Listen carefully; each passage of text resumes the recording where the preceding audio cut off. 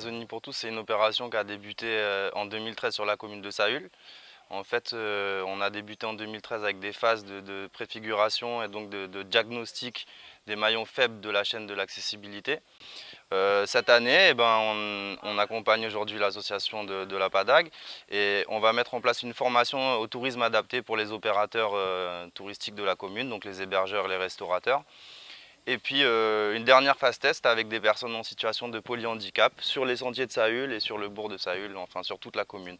Le but étant de labelliser la commune en tant que destination pour tous. Puis par la suite, continuer ce travail d'accessibilité sur les communes du parc, telles que Papaichton, Maripasoula, Camopi. Le projet Saül, c'est venu d'une idée de permettre aux enfants de découvrir leur environnement, la forêt. Je suis contente de la dynamique qui s'est mise en place au sein des jeunes, parce qu'ils ne se connaissaient pas forcément tous avant. Je suis contente qu'ils aient eu l'occasion de vraiment marcher en forêt, de se rendre compte qu'il fait chaud, que ça peut être parfois difficile, de ce que c'est. Parce qu'il y en a beaucoup qui me disaient préférer venir à pied qu'en avion, et je pense que là, ils se rendent un peu plus compte de pourquoi il fallait prendre l'avion, quoi. Le voyage s'est bien passé? Le voyage s'est très bien passé. Ça nous apprend un peu à prendre l'avion, comment on ne sait pas prendre l'avion. Dans la partie préparation à la venue, on souhaitait qu'il fasse partie de l'organisation, donc qu'ils fassent les courses, ça peut avoir lieu, qu'ils visitent l'aéroport pour qu'ils prennent conscience de ce que c'est qu'être français, des papiers, d'identité. On croise les enfants dans leurs différents lieux de vie, on les accompagne pour qu'ils aient une grande autonomie par rapport à leurs troubles. Mais du coup, on essaye aussi de leur ouvrir une expérience, de leur permettre d'accéder à une expérience un peu différente, de se rencontrer entre eux, de savoir qu'ils ne sont pas les seuls à vivre ces troubles-là et de découvrir plein de choses, développer leur curiosité. On va aller déposer les affaires au Carbet, là où on va dormir.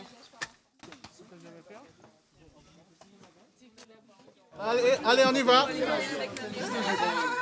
Donc ça nous semblait intéressant de faire un projet un peu ambitieux. On va passer plusieurs nuits à l'extérieur, ce qui permet de développer l'autonomie, découvrir un nouvel endroit et autour de ça, travailler plein de projets avec du coup l'orientation, mais aussi la découverte de l'environnement, de la faune, de la flore, voilà. On n'a pas l'habitude.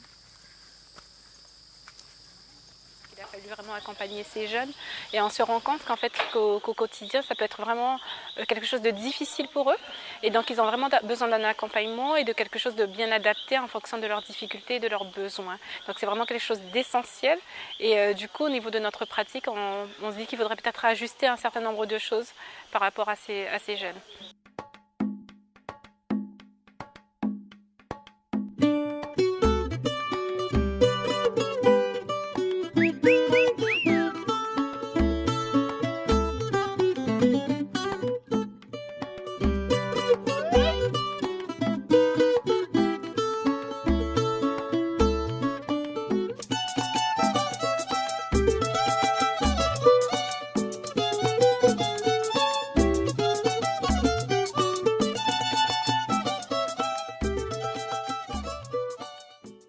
Ce qui m'a le plus marqué aujourd'hui, c'était la balade pour le Belvédère. J'ai jamais passé une journée sans mon téléphone.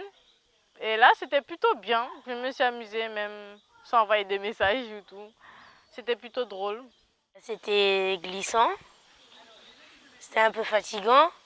Mais finalement, à la fin, c'était beau. C'était un peu dur, mais j'ai réussi. Quand on était essoufflé, on a eu le courage de monter encore. C'était bien pour grimper et regarder ce magnifique paysage. C'est un endroit super, que les habitants sont super et que s'ils ont envie de rigoler ou de visiter, que c'est le parfait endroit. Amazonie pour tous!